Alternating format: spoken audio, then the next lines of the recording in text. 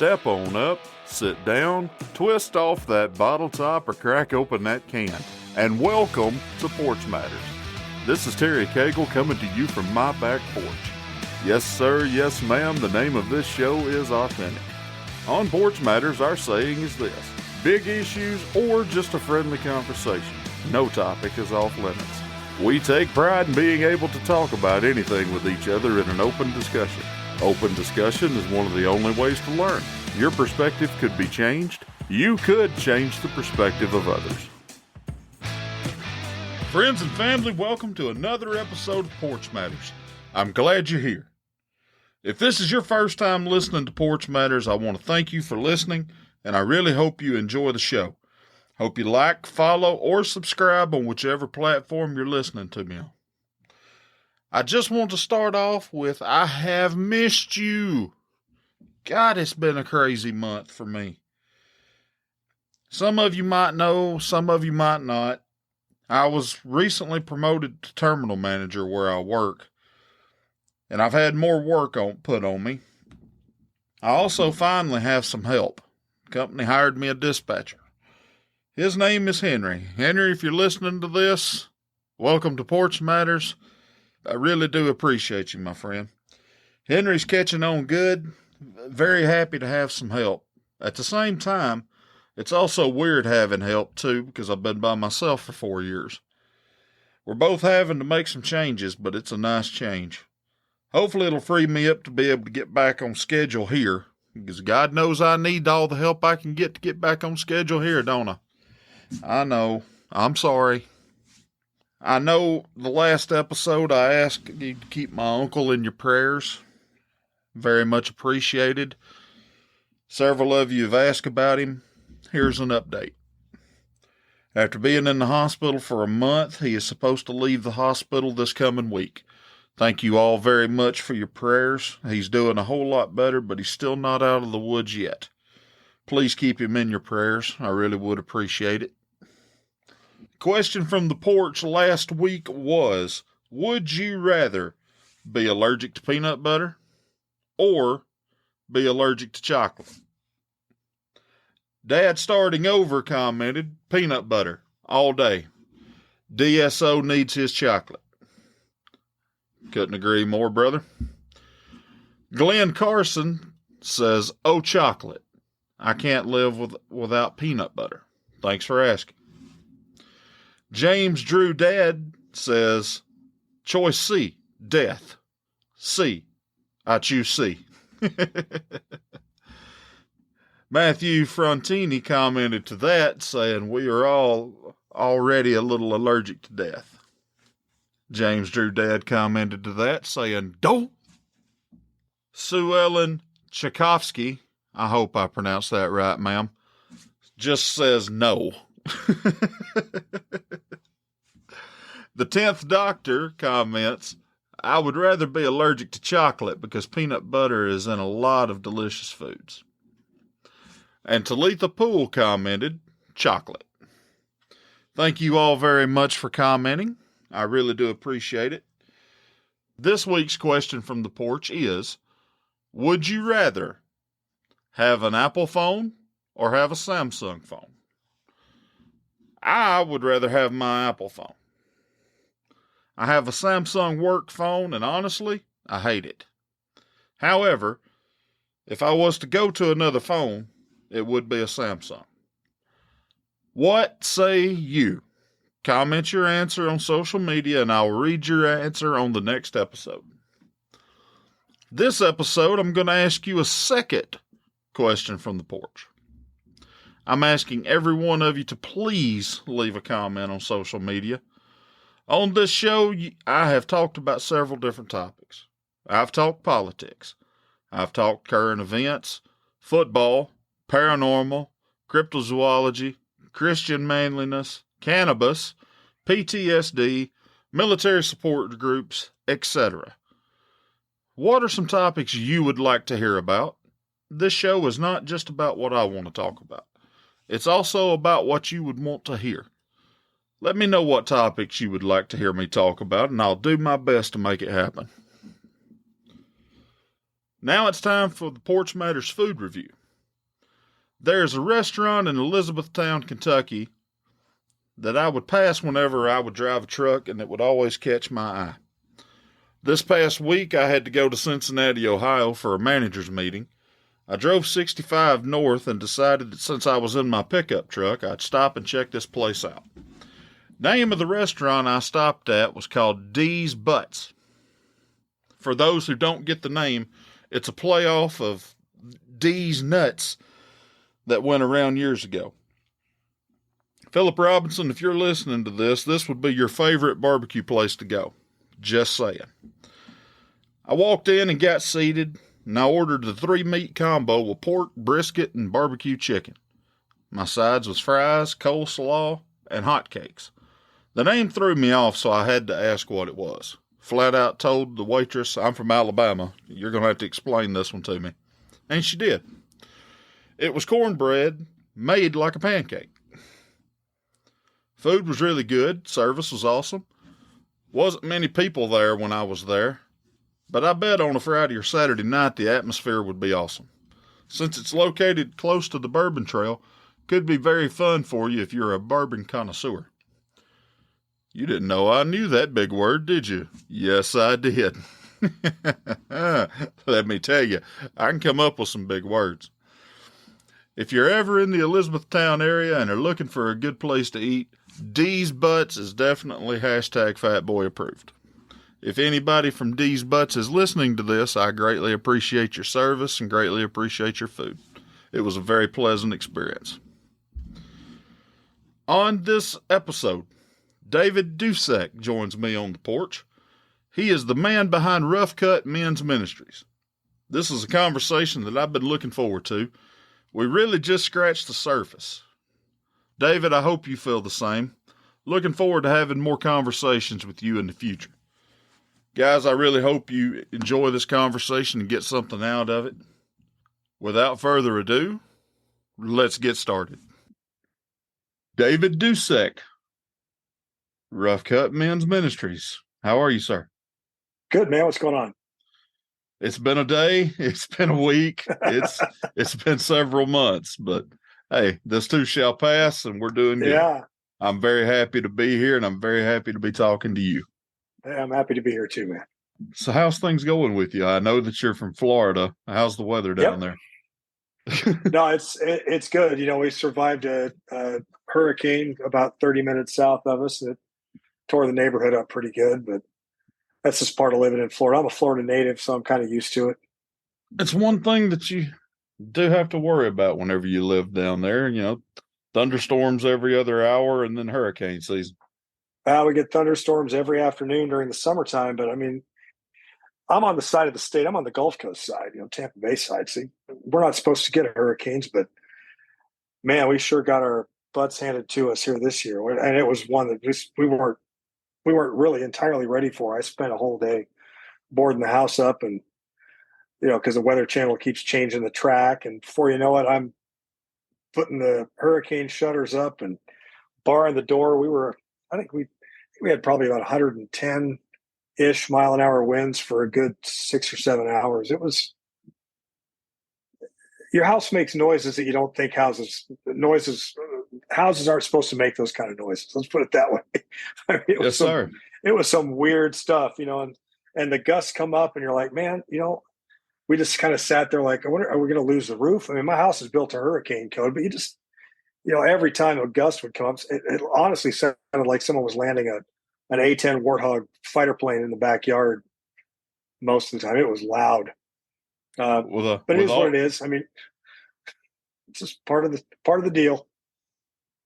With all of that constant wind and everything else the way it is, yeah, I can definitely understand it. I might be a little crazy, David. I've always wanted to attend a hurricane party at least once in my life. Well, anytime there's a 2 or lower, we always have one.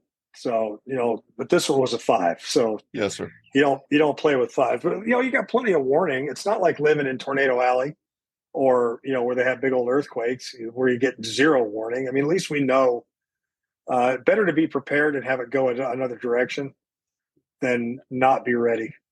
So yeah, here in Alabama, we mainly get tornadoes, at least where I'm at anyway. yeah, Um, you're north part, right? I'm 30 miles northwest of Birmingham in Walker County. The closest Okay. thing to a town to me is called Summerton. Um, Understood. So you're out in the middle of nowhere. I was actually out in the middle of nowhere in East Texas a couple of weeks ago. I flew into Shreveport, Louisiana, and drove 2 hours, kind of hooked up through Arkansas, and then came back down. And I still, wouldn't be able to ID it on a map to save my life. It was at the It was a church at the intersection of two farm to market roads. And I mean, this town was so small it didn't even have a flashing yellow light. It was just a stop sign. But been through somehow a or other, they managed to rally 150 or some odd guys to come to this event. I was floored. I couldn't believe how many guys there were at that event. It was in the middle of East Texas nowhere. Tons of guys. I've been through a few towns like that where they're just excited to have a 4-way stop. Right? So tell us a little bit about your story. And I know that you have written at least one book that I've done a little bit of research on. Forgive me for not doing more than No, no. that. But share a little bit of your story with me, if you would. Well, I'm actually a speaker, a men's conference speaker. I've spoken at Promise Keepers in New Zealand and uh, Iron Sharpens Iron men's conferences. I do men's conferences all over the country, and on military bases overseas, and also in Australia and New Zealand. We're down in Australia typically in a non-2020 year, 2 to 3 times a year. We'll be there in May. We leave in a couple of weeks. We'll be there again in July. We'll be there again in November.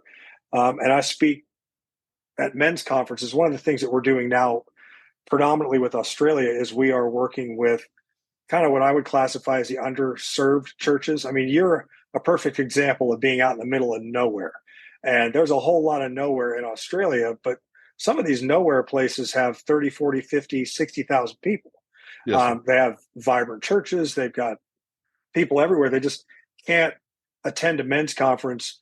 If you live on the edge of the outback in the west side of Queensland, it takes you 4 hours to get to the airport and then another 2.5 hours to fly to Sydney before you even get to the men's conference. So what we're doing now is we're actually bringing men's content to them. I have books. I have 2 books actually, and a a video series, and we're doing live events as well. I travel about 100 to 120 days a year, I guess, all over the place. I've been to all 50 states, spoken in every one of them. I've probably been near you at some point or another. This is year number 18 in full-time ministry. I left the real estate market. I was a builder, building high-end golf course homes in Florida, and just felt the call of God on my life and to quit with no nest egg, no backup plan, and no money. And went to work in ministry, and we've been at it ever since. I got married to Joni. I've got 5 kids, 30, 29, 28, 27, and 25. The 2 oldest are girls. One lives here in Florida. One lives in Chicago. And then our oldest boy lives in Greenville, South Carolina. And we have a special needs son that lives here at home with us, who's 27. And then we also have our youngest, who's now in Nashville, but just spent the last 6 years living in Sydney, Australia. He was in school and also worked at a little tiny church called Hillsong. You may have heard of him and maybe even sang their music before, but yeah, he was there for a long time and stuck there actually for a year and a half because he couldn't come home and we couldn't go see him. So he was all by his lonesome in Australia for about a year and a half. I used to play drums in 3 different churches actually, and one church in particular, we were like pretty much every other church during that time period. We were a Hillsong cover band. So I did that. I'm a drummer too. I did that for 07, 08, 06, 07, 08. All we were playing was the latest album from Hillsong. So yeah, everybody sings their worship music. Everybody, whenever I first started playing, I was 13. Now I'm 41 now.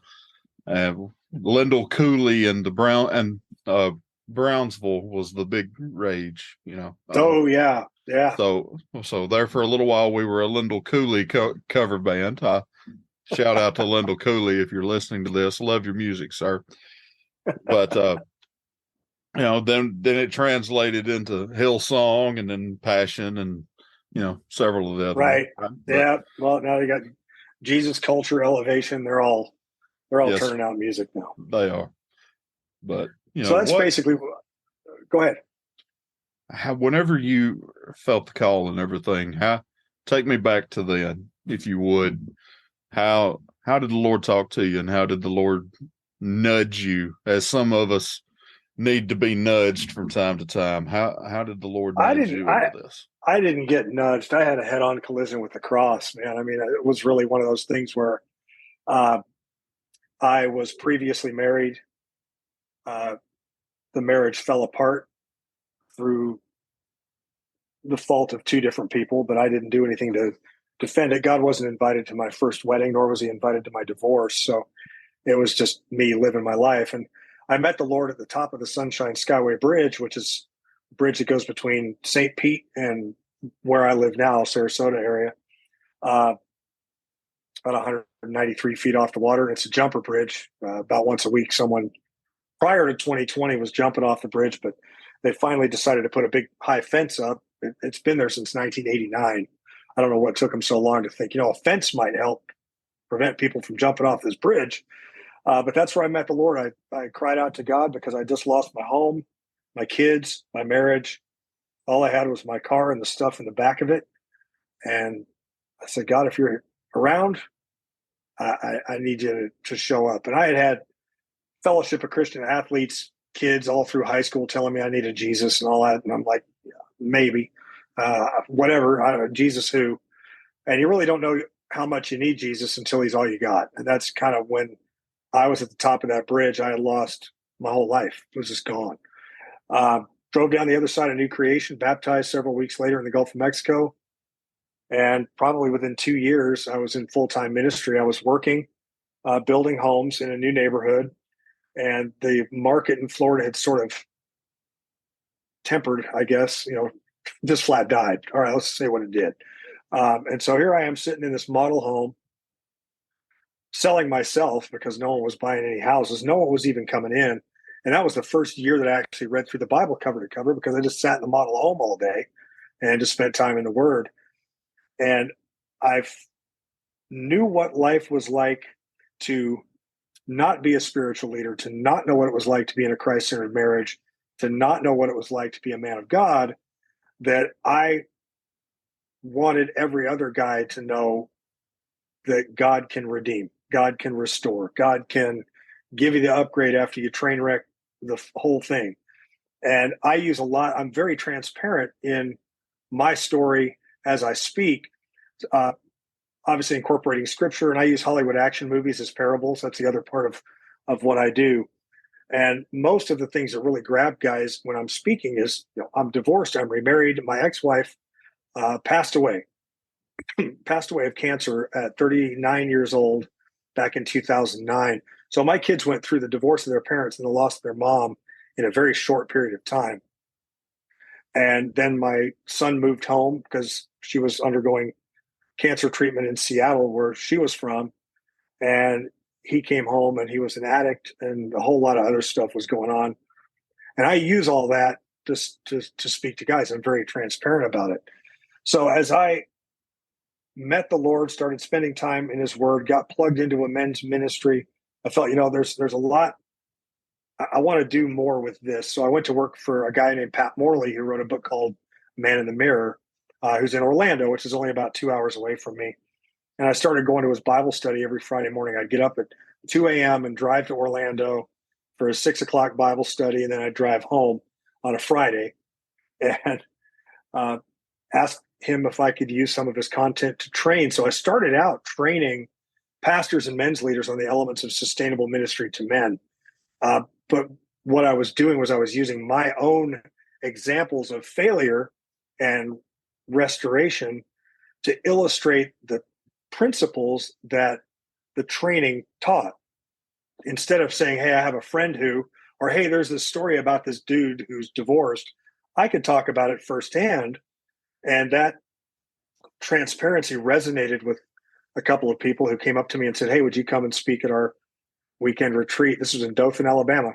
Would you come speak at our, I was in Panama City doing this training, and these guys from Dothan came over and said, hey, would you do our weekend event? I'm like, yeah, shoot. I was new to ministry.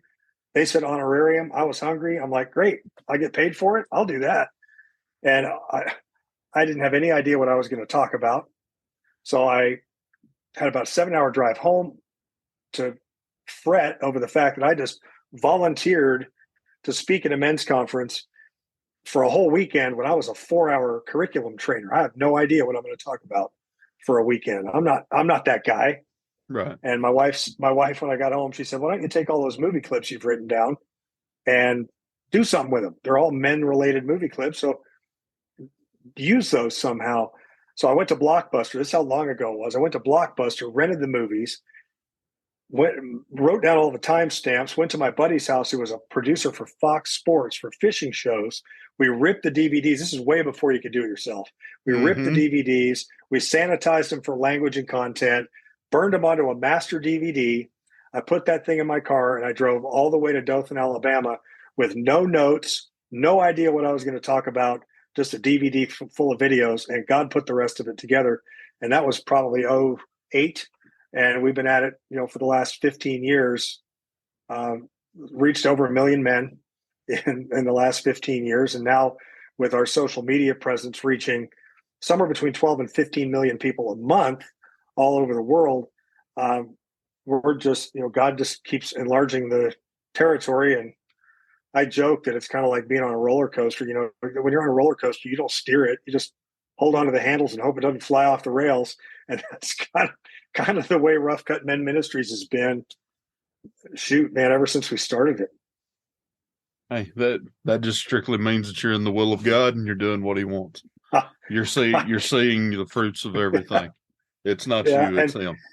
He keeps giving us new missions, and then some of them are just like, that's the craziest thing I ever heard of. One of the things we put together for the Army, I worked for the Chaplain Corps for a number of years and still do. And I wanted to be in more than one place at a time. I'm like, well, if I could somehow create a video series where I could do all the content in, short 30-minute messages, 30-minute videos, and unpack the whole content in like 8 or 10 episodes, this would be really cool, because a chaplain at Fort Benning or a chaplain at Joint Base Lewis McChord in Seattle or wherever, or downrange at this point, we're talking about Afghanistan. I had a bunch of guys at a remote outpost using the DVD of our video series, which was really cool, on a little tiny, battery operated laptop surrounded by sandbags in the middle of the Korengal Mountains. And they were doing this video series, which I thought was pretty slick. But when we put the videos together, I didn't want it to be just me standing like this. I'm on the screen, talk, watch this movie clip, and then come back and talk some more. I wanted to go wherever the movies were filmed to create the content. And I wanted to be mic'd up, and I wanted to do a walk and talk, and I wanted to do 6-8 cameras with, a drone and all this stuff. And the first problem was, how do you raise the funding to do that, which we were able to do in a matter of about a week, raised $250,000 almost to put this series together specifically for soldiers at the time, but it's now crossed over and it's available to the church too on our website. But initially it was made for the Army, but it's all faith-based content. So we ended up, in no particular order, going to Fort Benning to do the We Were Soldiers episode. We went to Biola Battery, Alabama to film the Forrest Gump episode. I stood in the end zone at Sherwood Christian Academy and inside the school to do the Facing the Giants episode, on the deck of an aircraft carrier and in the cockpit of an F-14 Tomcat to do Top Gun, in the game day locker room and on the field at Notre Dame for the Rudy episode, Mission Control, Johnson Space Center, and at the Vehicle Assembly Building and on Pad 39A at Cape Canaveral, which is by my house, to do Armageddon. I use Armageddon, believe it or not, to teach a biblical parable. And then, there's a couple more of them. Oh, we did filmed all of Walk the Line, which is the Johnny Cash biopic, inside Sun Studio at night with the neon lights. That's where Johnny Cash and Elvis and all those guys recorded their first music. And that was cool because I was sitting on a stool, the same black stool that Johnny Cash had that he sat on the cover of his Man in Black album. I was leaning against Jerry Lewis's piano using Elvis's microphone. I mean, that was cool. I'm And then I'm a huge fan of Memphis and Memphis Blues oh yeah, and everything it else. was. So yeah, And we had an opportunity to go up and film a little bit in his boyhood home in Dice, Arkansas, also. And then episode 7, which is the next to last one, we went to it's Saving Private Ryan, and there's only one place to film if you're going to do Saving Private Ryan. So we actually flew the production team to France, and we filmed part of it on Omaha Beach and part of it in the American Cemetery. And they're great, man. They're 20, 25 minutes each. They're turnkey. They're designed for a guy who's never led a small group a day in his life. It's all streaming content. So you go on the website, you donate $99, you get them for 6 months, and there's a facilitator guide and everything else. So it's set up to get guys together for an hour. So you get together, you high five each other for 5 minutes, pour your coffee, watch a 25-minute video, and there are discussion questions that'll run you out to the hour, or you can go for 90 minutes or whatever. And we literally have people in every English-speaking country using it right now. I've got guys in South Africa, the UK, Canada, Australia, New Zealand, anywhere they speak English as the primary language. I got church men's groups and men's ministries all over the place that are using the video series. And it's great because I can control access to it from my laptop, which is right next to me. So if someone were to subscribe, I can literally turn a subscription around if I'm not on an airplane in 5 minutes or less, and they're live and ready to go with all the access they need to the content. it's amazing. I had this dream to do this video series, and if I was going to do Saving Private Ryan, it was going to be in France. And, God says in his word, Ephesians 3, that he can do exceedingly abundantly beyond anything we can ask or imagine. And that's exactly what he did with that, what he's doing with our Australia mission, what he did with my first book, Rough Cut Men, that I wrote back in 2012. And the thing went #1 on Amazon in 2016 in Men's Christian Living, which just blew my mind because I'm a speaker, but I also love to write. So I'm one of those guys that does both. And the book it's still resonating. I mean, all these years, 10 years later, I mean, it's still, I get emails and text messages and Facebook messages about certain parts of that book. And what the next mission is, I don't know. I mean, I know we're going to do a lot of Australia, and we're doing it in a very unique way where guys don't have to, they're not having to come up with our international travel or anything else. We're underwritten by someone else. So I can just go do the work, and God will handle the results. What do you think some of the biggest issues are facing men today? God, there's so many of them.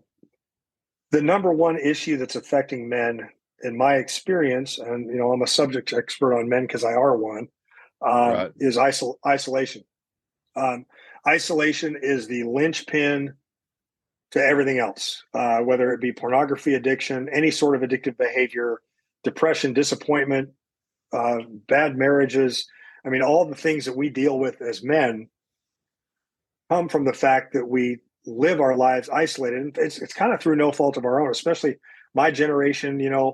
I was raised by the just you wait, till you get home father type deal. And, the greatest generation was the generation before my dad. And just, all these pull yourself up by your bootstraps. I'm a one-man show. I always tell guys, if you got a buddy who says, I'm good, I got this, I can promise you 2 things. #1, they ain't good. #2, they don't got this, because you cannot. There's a reason why Solomon, the wisest man in the world, said that we should pity the man who falls and has no one to help him up. And I think a lot of us get frustrated by our circumstances. We have a million acquaintances and no friends. So life just keeps heaping it on. And most of the time, our response as men is to just kind of withdraw. Just, I'm just going to disappear into ESPN Sports Center and hope all this goes away. And until we have someone saying, hey man, I'm here to support you. I'm here to encourage you. and I'm here to hold you accountable when you need it. And accountability is one of those words that, I mean, No, nobody likes to hear that word. well, it's got to be one of the most maligned words in the churches, because it conjures up images of some dude like scrolling through your internet history or asking you what you're thinking about, or that kind of stuff. But honestly, accountability is nothing more than giving permission to another man, and it's reciprocal. It's got to be a two-way road. There's no such thing as one-way accountability. You're giving another man permission to call you into account anytime your words or your actions no longer line up with who you say you are in Christ. And you can't get mad at him for coming at you about it, because you've given him permission to do that. That's his job. He's providing spiritual overwatch, so to speak, on your life, to make sure that the enemy doesn't shoot you in the back. And because of that, I'm a much better man. I got a guy in my life who I think I could probably count how many times my father has said he's proud of me on one hand and have a couple fingers left. He's 87 years old this year. I've lost count of how many times my battle buddy, that's what I call my best friend, David. I mean, the dude's my Jonathan. He loves me more than he loves himself, and vice versa. And I used to work with him, and then the relationship over time grew and grew and grew. One of the systemic problems I think that we're facing in a lot of cases, especially in the church, is we have reduced our ministry to men to really nothing more than the first Saturday of every month, burnt pancakes, 2 testimonies, and a prayer. And we wonder why there's no relationship. Relationships form over time. If there's no time, there'll never be any trust. If there's no trust, there'll never be a relationship. And so we as men individually have to be really intentional about spending time with other Christian men, and not rely on the church to rally us for sausage breakfast or whatever and a 25-minute devo. We need to, if we're going to go shooting or fishing or playing golf or whatever, we need to just take somebody with us, because what will happen during that time to stave off this isolation is a conversation will start out inch deep and a mile wide. I'm a Florida Gator. Go Gators, man. And I hope you're not an Alabama fan. Then you'll hear somebody like me say, "Roll Tide." Roll Tide. Brother, I had somebody in Wellington, New Zealand scream that from the back of the room when I was talking about being a Florida Gators. Like, roll Tide. It's like, oh, shut up, man. Yeah. But anyway, we're equally, you and I, brother, we're equally yoked, because there's the AFC, the NFC, and the SEC. Everybody else can just keep up. Preach, brother. Preach, brother. We are the conference in college football. But anyway, the conversation usually is, like my shirt. It's like, get used to different. Oh, you watch The Chosen. It's like, that'll be one of those conversations. But they're all right on the surface.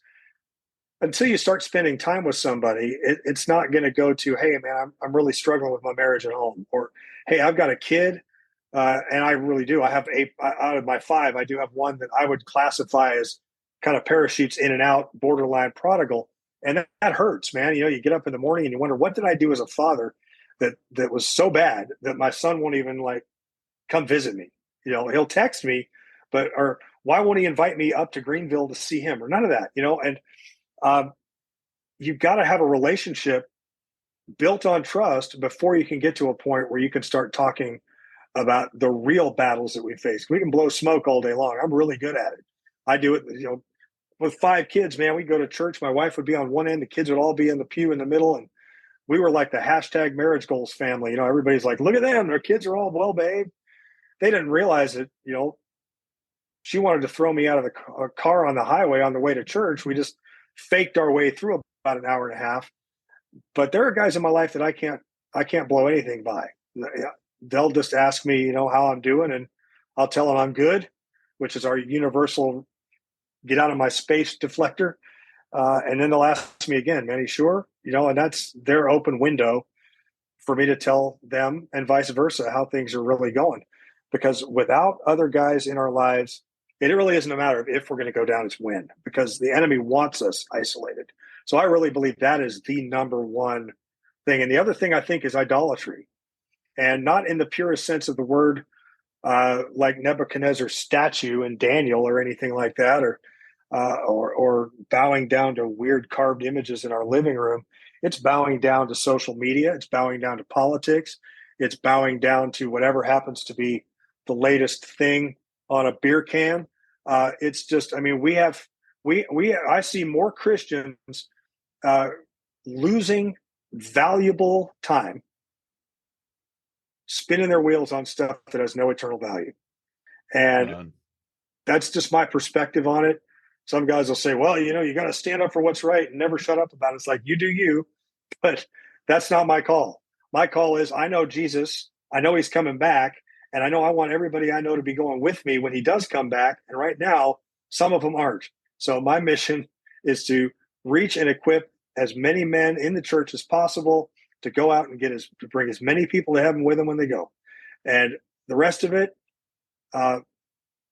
is just the enemy's tactics to get Christians. I mean, come on, man. We got infighting in our own army and have had it for 2020 was the worst. You got the mask, no mask guys fighting each other, and the vaccine, no vaccine people fighting each other. And the whole time we got a dying world going to hell, and we're wasting time arguing over stuff that frankly we can't control. We just like to hear ourselves talk. And I say that because I get sucked into that stuff, and I'm sure you do too.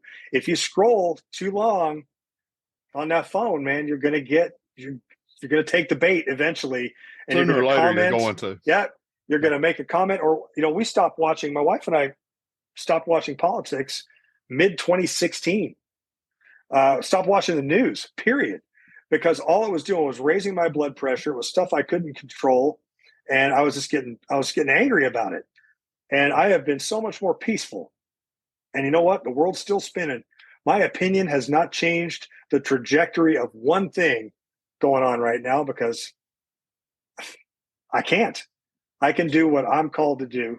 And I just wish that we would de-isolate as men, stop relying on the church to get us together for breakfast, and start doing whatever it is we want to do or like to do, but bring somebody with us, because it's not what we're doing, it's who we're with. And get off the train, man. If you need to, just dump your social media, because that's the thing that's made everybody, number one, opinionated, number two, really man repellent in a lot of cases, and we're not helping anybody, and we're not serving God. We're the enemy's got us chasing our tail, and it under the guise of us actually doing things that have value. And that's he asked Eve in the garden, did God really say not to eat that? Did he really? He's been trying to get us to question God since the Garden of Eden, and he's still doing the same thing. It's just a different distraction. His bag of tricks isn't that big. It might change packaging, but he's got us all fighting each other. He's got Cain trying to bash Abel over the head with a rock over something that has no value whatsoever. And so those are the two things I think that are really throwing us off as a body of believers right now, especially as men, is isolation. And then I guess the third thing would be performance. A lot of us grew up with no affirmation. Like I said, I didn't hear "I'm proud of you" very often. I seek my identity in Christ, and I don't care if there's a guy in the front row like this and hates my guts when I'm speaking, because I'm not there for him. I'm there for God. Right. But do we hang another degree on the wall so someone comes in to say how smart we are? Do we buy a car we can't afford so people look at us and view us as more successful? There's so many things that we do as men to keep our image up. And I'll be straight with you. Okay, I'll tell you, here's transparency. My wife and I have been having communication issues every once in a while because I'm a sarcastic jerk and she's not. And that's just how it is. We've got some pressure at home that has nothing to do with our marriage. We have secondary pressure with one of the kids, and I have gotten real frustrated by the circumstances not changing. I don't see a way out anytime soon. And so she said, I really want to talk this thing through. And I said, we've done that, and we're kind of in a vortex. I don't know what else we can do. Right now it's kind of status quo. And she said, you can speak to thousands of men, but you are a terrible communicator. And that hurt. Yeah, well, she ain't wrong. No. And so I've got a 4-man group that I meet with every Wednesday online, and I've got my buddy David. And so that is not a reflection on her. That's a reflection on me So I need to pull the blinders off, look in the mirror, and ask God, okay, what am I not seeing? Where's my blind spot? And ask my buddies, where's my blind spot? Because my goal, my number one ministry is her. The rest of the stuff that I do in Australia, New Zealand, Army, books, none of that matters if my ministry at home isn't any good. So that's why I have guys in my life. They can keep my ministry at home right along with me, so that I don't train wreck it along the way of doing good for the kingdom. Because how many times have we seen preachers fall or marriages implode? 15,000 member church and the whole thing blows up because the marriage wasn't right. So I'm very intentional about that. And I would advocate that anybody listening, if you're married, your number one ministry is the one under your own roof. You can do, it doesn't matter how much money you make, what's on your business card, or what your job title is. What matters is our living legacy is under the roof of our home. And if our ministry at home or our job at home is no good, then our ministry or our job anywhere else isn't going to be any good either.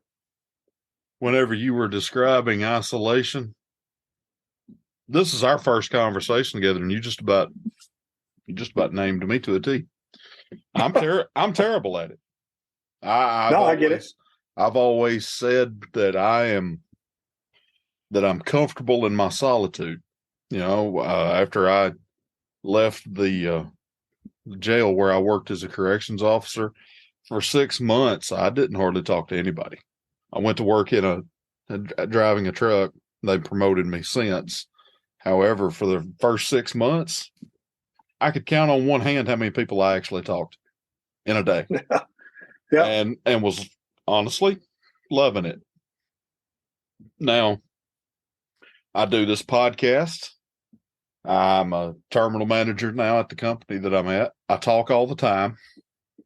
I'm a big believer in communication in the workplace, because where I come from, if communication wasn't there, it could end up being very serious. However, with me and my personal life, as far as I'm being transparent as well, as far as sharing my feelings or what's bothering me or whatever, I internalize everything. Yeah. If it aggravates me, I internalize it and just keep shoving, just keep pushing it down till finally I explode. It's got to come out sometime. And when I explode, it's never pretty. I'm terrible at it. I'm trying to be more open, and I'm trying to be more transparent and everything else. A few guests in past episodes has called it being vulnerable instead of just transparent. Yeah. Vulnerable is not a good word for a guy. That especially the way we were raised. Yeah. You're not supposed to be a guy's not supposed to be vulnerable. Guys are supposed to be the big, strong, tough guys that can handle anything. And we wear red capes. Bullets bounce off of us. We can lift anything. Yep. That's what we're supposed to be. Yep. However, we're not that. Even the greatest generation, it bothered them. They just never showed it. Yep. Well, they didn't go onto the beaches of Normandy on June 6, 1944 by themselves either. No, they did not. They're smart enough to know in Bastogne that I need somebody on my six or I'm going to get blown up. Absolutely. Now, I call what you're saying. I'm the world's most introverted extrovert you'll ever meet. I'll go in and I will leave it on the field in front of 4,000 people. And then as soon as I'm done, they're like, hey, we're going to take the leadership team out for barbecue. I'm like, well, I ain't going. When I'm done, I'm going to the hotel. I'm going to close the door. I'll text my wife because my voice is usually shot. Let her know everything went well, going to bed. And then I will get up the next morning, take a shuttle to the airport and not talk to anybody. Get on the airplane, put my noise canceling headphones in, not talk to anybody. Get off the plane, get in my car in the parking garage and drive all the way home, not talk to anybody. No, I get it. It's just we're the masters of our own stupidity, basically. You're right. We wonder why we feel alone. There's been times when I've actually confessed to my brothers, there's times when I'm surrounded by people and totally alone. It's like, how can you be surrounded by people and totally alone? I'm like, I just am. There You was know, there was one creature that has ever walked this earth that knew every single thing about me. It was my dog. And that's been 15 years ago. He passed away a long time ago, but that dog knew anything and everything there was to know about me. It's just the way I'm wired, and yeah, I'm trying to change it. I'm trying to be more open with who I am and what I am. I'm real big on authenticity. You're going to get the most yeah, authentic version of me that you can get. This is one of those times. I'm right. terrible with communication. I'm terrible with communicating what's going on with me and everything else. I just am. And Well, it's rare that most men, the next question they usually ask me is, how do you end up with a relationship with a guy where you can actually be real with each other? Uh, and it involves, it's kind of like paying out line. It's almost like a dating relationship. It's weird, but the more you trust somebody and they don't burn you, the deeper you can go. And yes, I know, my buddy's name is David too, ironically, but I knew the day that David and I kind of arrived at all bets are off. We'll talk about anything is when we both can start a conversation with, I've never told anybody this, and when it starts out that way, then, okay, this is going to be deep. This is going to be real. It might even have shock value to it. But this man trusts me enough to start out a statement saying, never told anybody this before, but most of the small groups that I've been a participant in claim that they're being real. But I promise you, in every seat in that room, there was a deeper, darker that we weren't going to.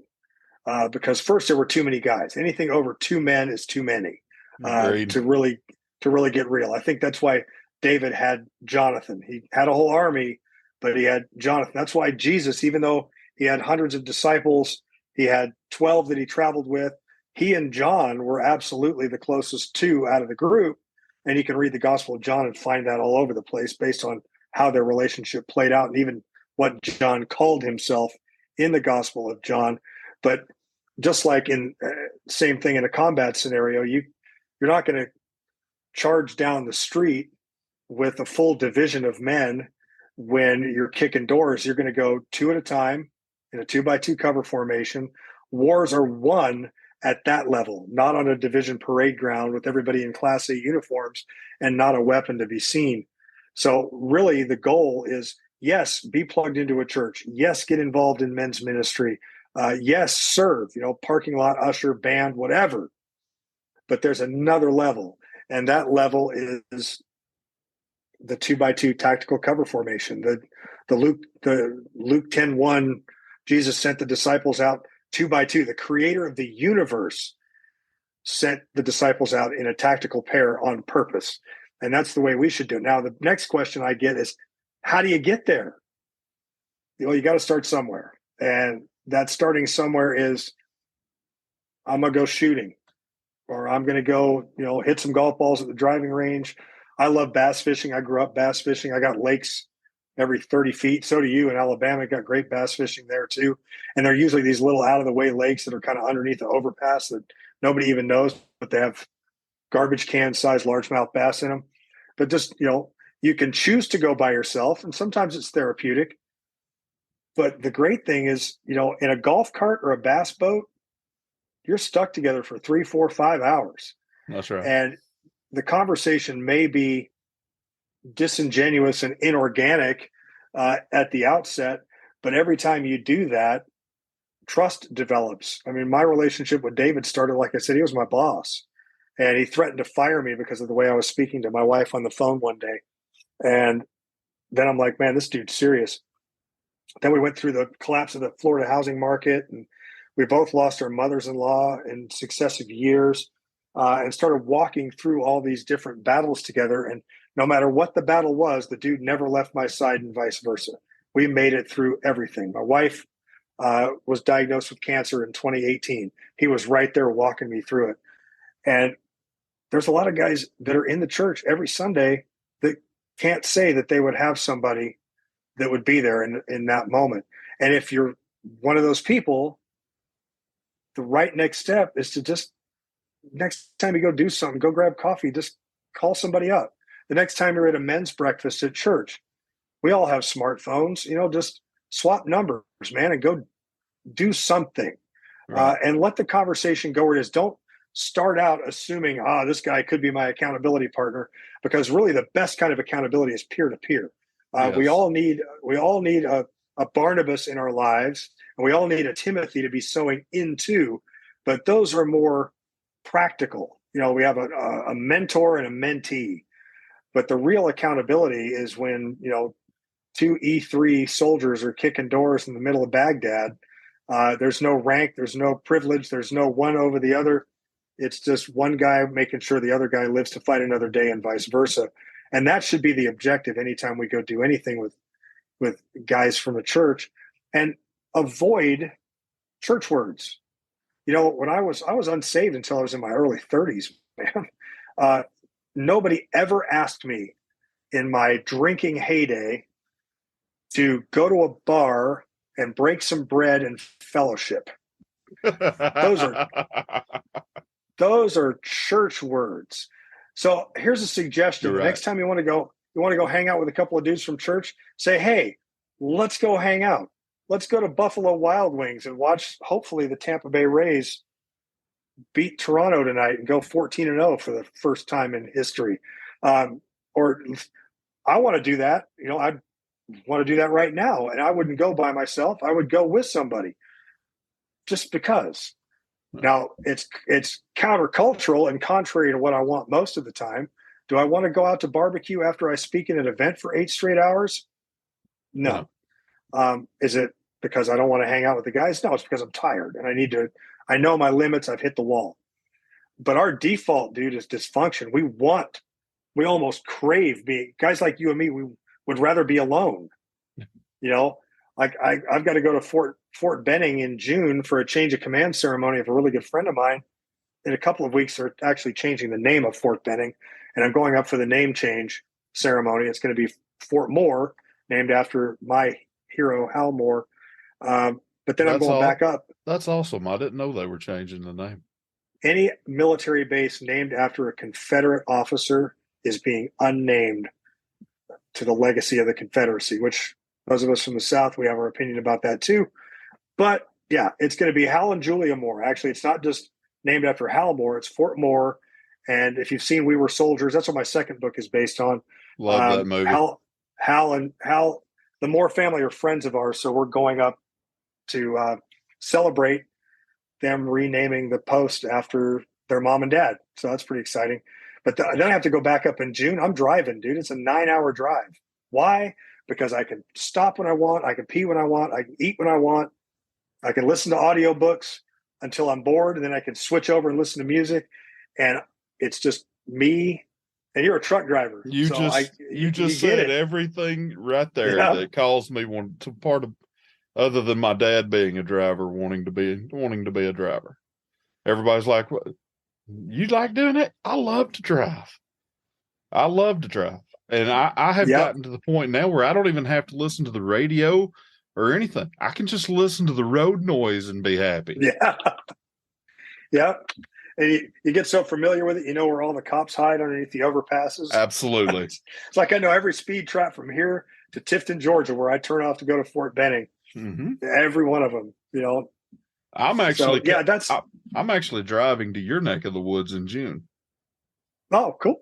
I'll be down around Tampa in June.